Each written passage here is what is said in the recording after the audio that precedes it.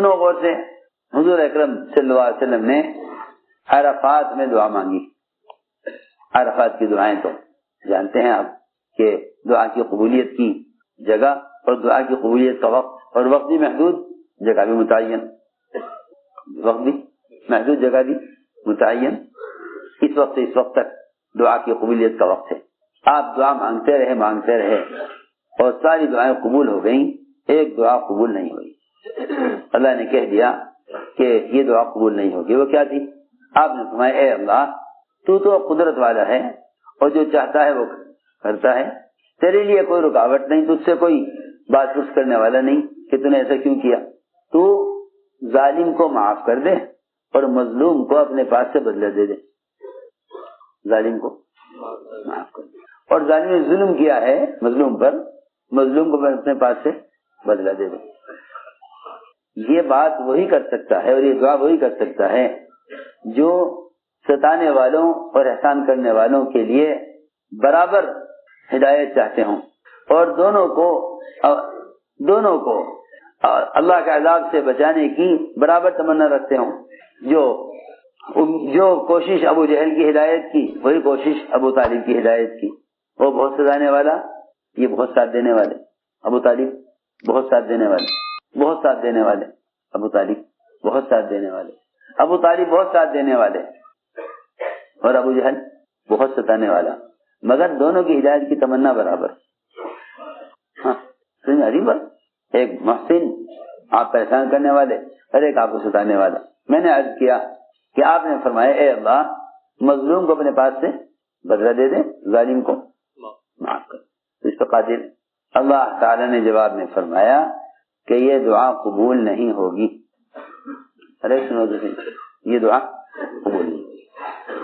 جب اللہ نے کہہ دیا یہ قبول نہیں ہوگی تو آپ نے اس کو چھوڑا نہیں، یہاں تک کہ عرفات کا وقت ختم ہو گیا اور آپ عرفات سے نکل گئے.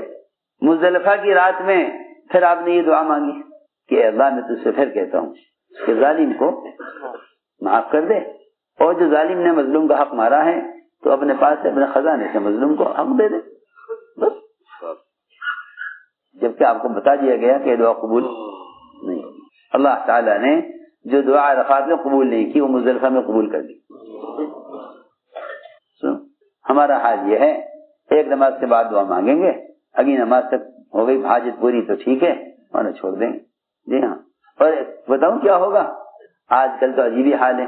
آج کل لوگ پوچھتے پھرتے ہیں بزرگوں سے اور تحقیق کرتے رہتے ہیں کہ بھائی یہ بتاؤ آج کل مستجاب الدعوات کون ہے، کہاں ملے گا ایسا کوئی آدمی جس کی دعا قبول ہوتی ہو تاکہ اس سے دعا کے لیے کہیں. ہاں جی ہاں. مشائخ اولیاء اللہ بزرگان دین تلاش کرتے ہیں لوگ، جی ہاں، تاکہ کوئی ایسا آدمی مل جاوے دنیا میں جس کی دعا قبول ہوتی ہو.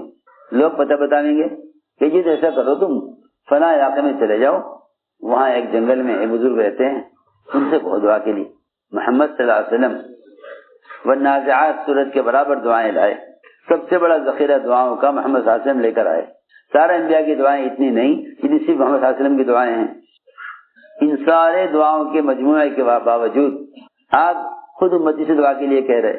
حضرت عمر نے فرمایا میرے لیے دعا کرنا، میرے لیے دعا کرنا، مجھے بھولنا مت دعا کرنا. ہم تلاش کرتے ہیں کہ کوئی اللہ والے مل جائے اس سے دعا کے لیے کہیں. تو میں نے عرض کیا کہ لوگ تلاش کرتے ہیں. ایک صاحب ہمارے پاس بھی آئے، ایک صاحب ہمارے پاس آئے، کہنے لگے کہ کیا آپ کو معلوم ہے کہ اس وقت پوری دنیا میں مستجاب الدعوات کون ہے جس کی دعا اللہ کے یہاں قبول ہوتی ہے؟ میں نے کہا بھائی میں یہ تو جانتا نہیں کہ مستجاب الدعوات اس وقت کون ہے دنیا میں، لیکن یہ جانتا ہوں کہ مجیب الدعوات کون ہے. یہ تو نہیں معلوم کون سا بندہ اللہ کا ایسا ہے دنیا میں اس وقت جس کی دعا اللہ قبول کر لیں، لیکن یہ جانتا ہوں کہ دعا قبول کرنے والا کون ہے. دعا کیونکہ دعا کی قبولیت کے لیے اولیاء اللہ کو تلاش کرنا اصل نہیں ہے. دعا کی قبولیت کے لیے تو قبول کرنے والے کو تلاش کرنا اصل ہے. لوگ دعا کی قبولیت کے لیے تلاش کرتے ہیں. جی ہاں، اولیاء اللہ کو کسی بزرگ کی کرامت ظاہر ہو جائے گی نا، اگر کسی بزرگ کی کرامت ظاہر ہو جائے گی نا تو لوگوں کے بھیڑ کی بھیڑ دوڑ پڑے گی ان کی طرف اپنی حاجت کو پورا کرانے کے لیے. اللہ اکبر. سوچو تو صحیح, اللہ نے اس بزرگ کے جس عمل پر کرامت ظاہر کر دی ہے نا, اللہ نے وہ اعمال سارے مسلمانوں کو دیے ہوئے ہیں.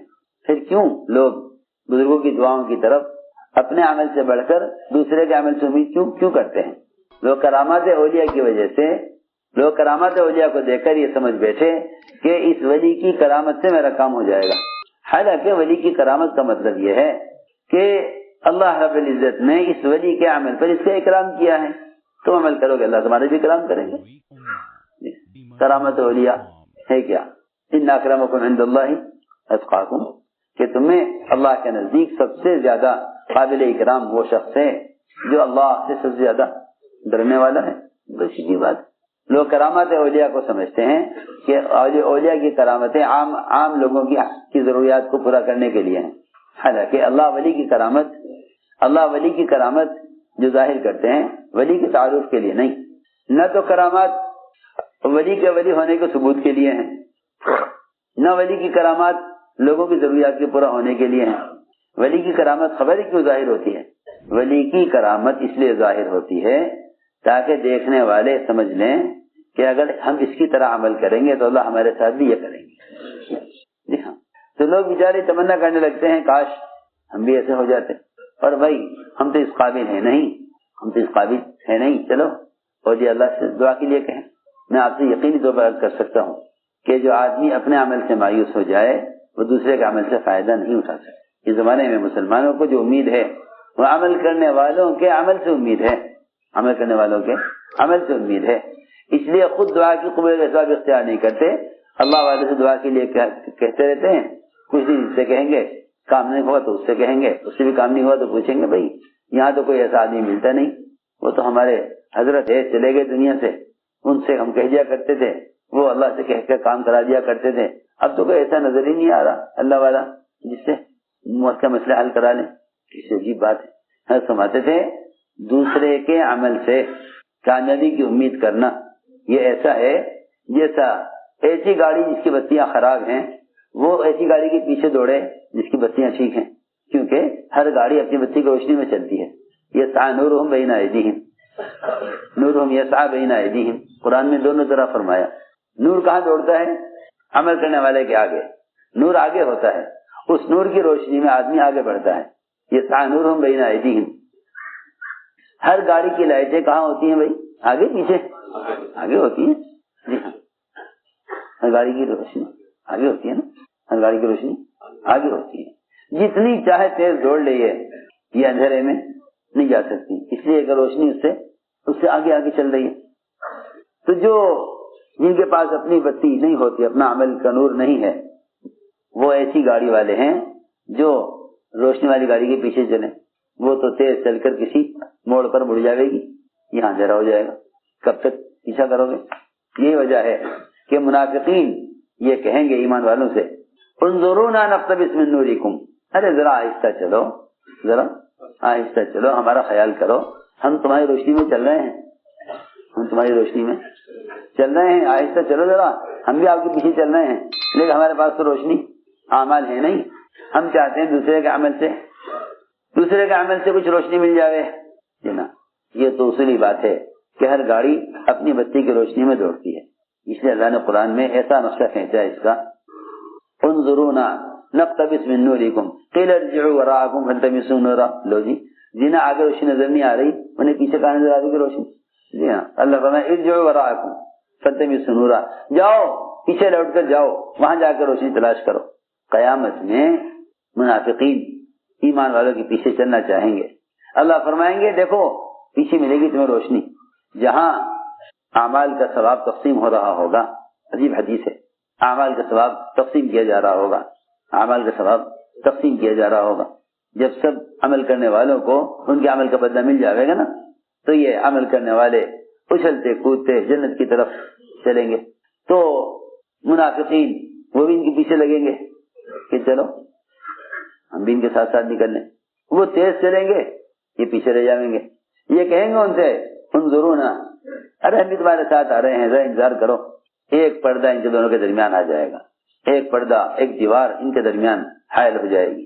اللہ تعالیٰ فرمائیں گے کہ جاؤ پیچھے مڑ کر، ہاں یہ کہیں گے چلو وہاں چلو جہاں سے نور تقسیم ہو رہا تھا، نور تقسیم ہوگا نا قیامت میں عمل کرنے والوں کو، دنیا میں جن کے اعمال میں نور ہوگا قیامت میں ان کو ان کے عمل کے بقدر نور دیا جائے گا، اور منافقین کو کوئی نور نہیں دیا جائے گا۔ جب وہاں اندھیرا پائیں گے تو کہیں گے چلو وہاں چلو جہاں نور تقسیم ہو رہا تھا، وہاں آئیں گے تو وہاں کچھ بھی نہ پائیں گے۔ میں نے عرض کیا کہ یہ تو منافقین کا مزاج ہے جو قرآن کہہ رہا کہ یہ عمل کرنے والوں کو نور سے نور حاصل کرنا چاہیں گے اس وقت کہ نہیں، وہاں کوئی کسی کا نور سے فائدہ نہیں اٹھا سکے گا۔ اس لیے دوستو عزیزو ہم نے عرض کیا کہ یوں مت کہو کہ دعا قبول نہیں ہوئی، یوں سوچو کہ اس دعا کی قبولیت میں کیا رکاوٹ بنا، کیا چیز رکاوٹ بنی، کیا رکاوٹ ہے۔ دو چیزیں ہیں سب سے زیادہ دعا کو رد کرنے والی، دو چیزیں سب سے زیادہ دعا کو رد کرنے والی، ایک معاش میں اور معاملات میں اور کمائی کے نقشوں میں حکم کا توڑنا۔ جب بیع و شراء میں اللہ کے امر کا امتثال نہیں ہوگا، خرید بیچنے میں اللہ کے حکم کو نہیں دیکھیں گے تو دعائیں مردود ہو جائیں گی۔ دوسری بات یہ ہے کہ اگر نماز کو بگاڑا گیا تو دعا قبول نہیں ہوگی، اس لیے کہ دعائیں عبادات دعاؤں کو پرواز دینے کے لیے ہوتی ہیں۔ جب نماز مردود ہے تو دعا مقبول کیسے ہو سکتی ہے؟ جب نماز مردود ہو جائے تو دعا مقبول کیسے ہو سکتی ہے؟ تو وہ تو نماز عبادت کا خلاصہ دعا ہے، دعا مخل عبادت، کہ وہ تو دعا کا خلاصہ عبادت کا خلاصہ دعا ہے۔ جب عبادت مقبول نہیں تو دعا کیسے مقبول ہوگی؟ اس لیے فرمایا کہ اپنی کمائی کے نقشوں میں دیکھا کرو کہ دعا کے رد کرنے کے اسباب تو نہیں، دعاؤں کے رد کرنے کے اسباب تو نہیں، اس لیے کہ وہ دعا رد کر دی جاتی ہے، وہ دعا رد کر دی جاتی ہے۔ اگر کمائی کے نقشوں میں ذرا بھی حرام داخل ہے تو دعا مردود ہوگی، اور دعا مردود ہوگی۔ یہ خوب گڑگڑائے گا اللہ کے سامنے، اللہ کا جواب ہوگا انا لک الاجابہ، تیری دعا کہاں سے قبول کر لوں، پہننا حرام کا، پینا حرام کا، کھانا حرام کا، انا یستجاب لکم، تیری دعا کہاں سے قبول ہو جائے۔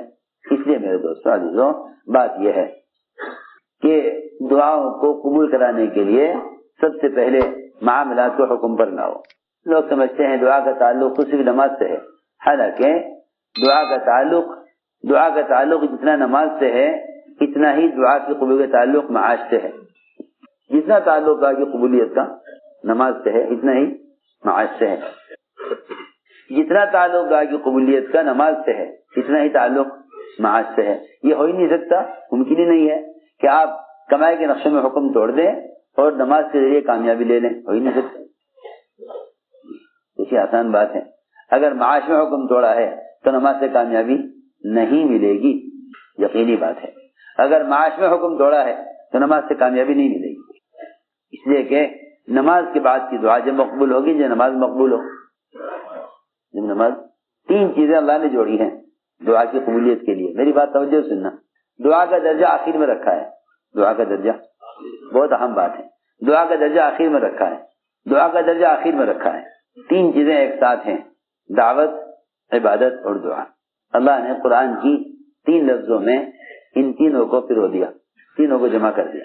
اذا فرغت فانصب وإلی ربک فرغب، اذا فرغت فانصب وإلی ربک فرغب۔ کسی ایسی آسان بات ہے، لیکن لوگ پہلی دو شرطوں کو چھوڑ کر آخر کی شرط کو پورا کرنا چاہتے ہیں، ہو ہی نہیں سکتا۔ سوچو تو صحیح، پہلی دو شرطیں چھوڑ کر آخر کی شرط کو پورا کرنا چاہتے ہیں، پہلی دو شرطوں کو چھوڑ کر آخر کی شرط پوری کرنا چاہتے ہیں۔ اللہ تعالیٰ نے فرمایا اذا فرغت فانصب، جب آپ دعوت دے کر فارغ ہوں، جب آپ لوگوں کو دعوت دے کر فارغ ہوں تو اس کے بعد عبادت میں لگیں۔ اور تو صحیح، اس سے پہلے تو تھکائیں اپنے آپ کو دعوت میں، جب خوب دعوت سے تھک کر آویں تو اس وقت لگیں عبادت میں۔ آپ کی مسجد میں نماز تاخیر سے ہوتی تھی عشاء کی، پھر آپ عشاء کی نماز کے بعد انصار میں چلے جاتے، وہاں کھڑے کھڑے آپ سید سے پہلے کے واقعات سناتے، انصار سے ملاقات کر کے واپس آتے۔ حضرت عائشہ فرماتی ہیں کہ میں انتظار کرتی لحاف میں کہ آپ سیدھے آ کر لحاف میں لیٹیں گے، لیکن آپ وہاں سے آ کر سیدھے مصلی پر پہنچ جاتے تھے۔ یہاں تو گشت کر کے امیر صاحب بہت تھک گئے آج تو گشت میں، سو جاؤ لیٹ۔ حالانکہ قرآن میں تو ترتیب یہ ہے اذا فرغت فانصب، اذا فرغت فانصب، کہ جب آپ فارغ ہوں دعوت دے کر تو اپنے بدن کو آپ تھکائیں عبادت میں، کیونکہ جب بدن دعوت سے تھک جاتا ہے، جب بدن دعوت سے تھک جاتا ہے تب عبادت کے لائق ہوتا ہے. اذا يتعب الجسم بالدعوة فيليق للعبادة.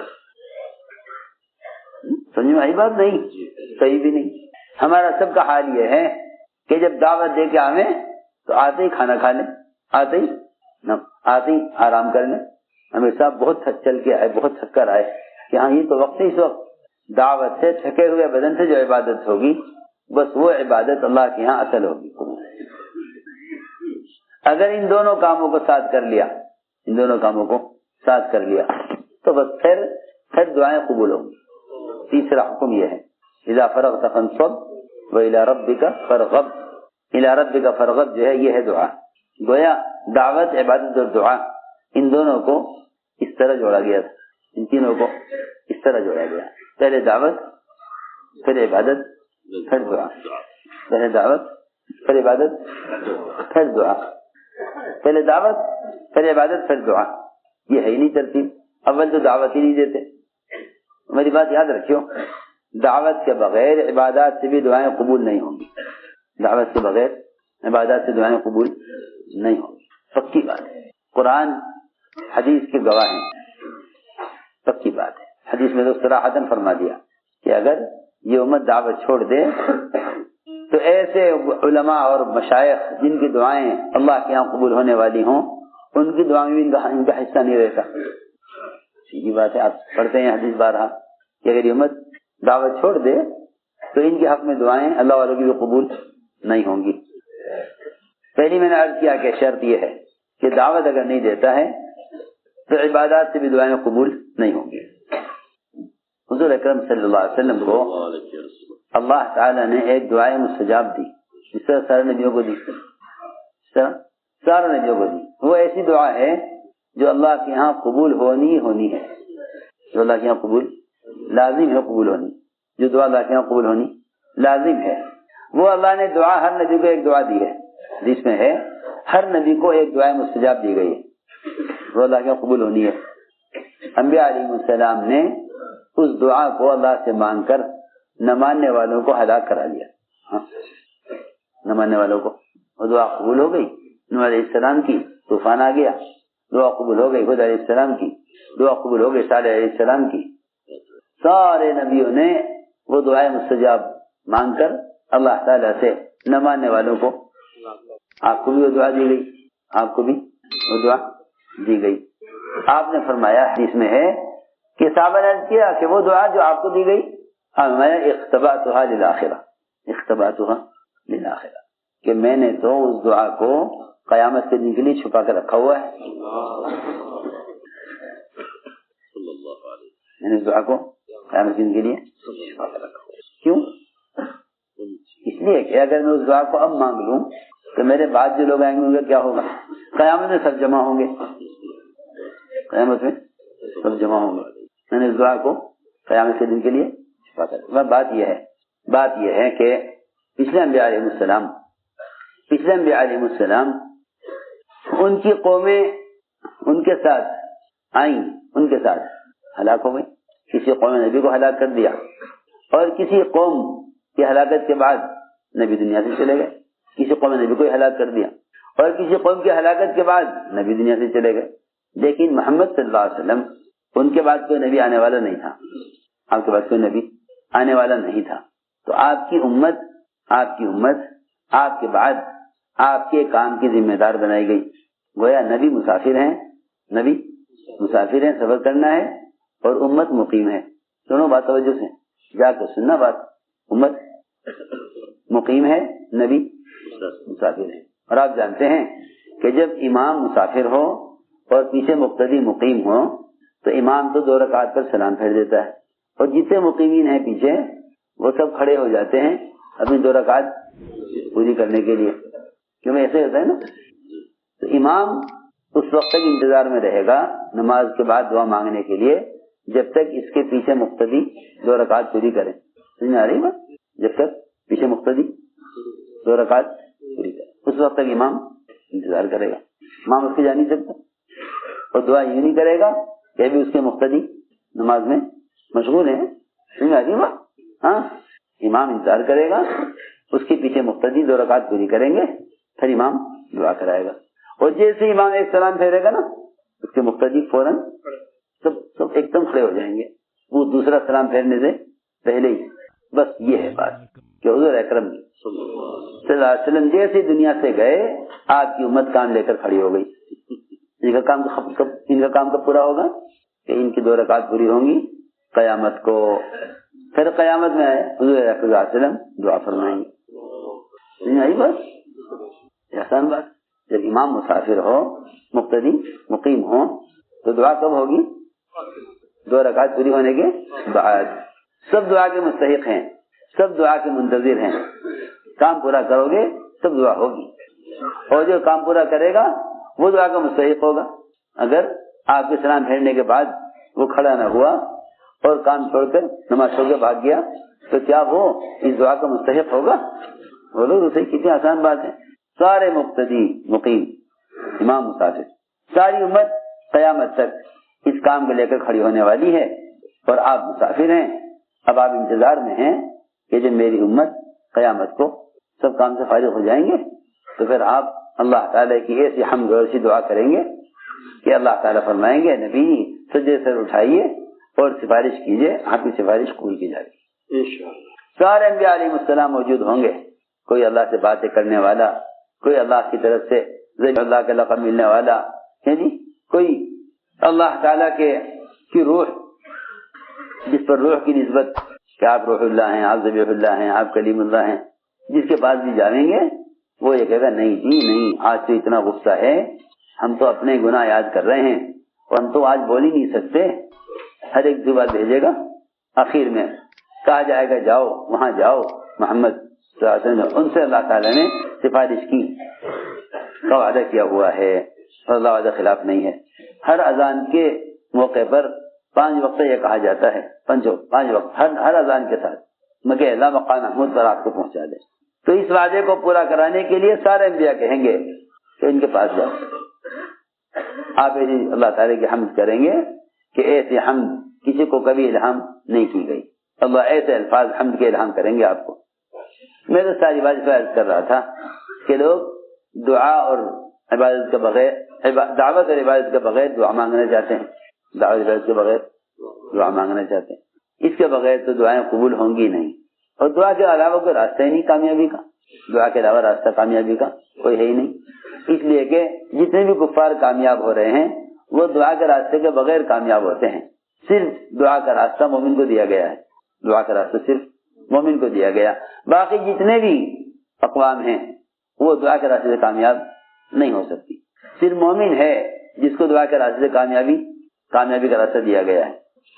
इसलिए मेरे दोस्तों अजीजों, दावत, इबादत और दुआ, इन तीनों को जमा कर लो, इन तीनों को जमा कर लो।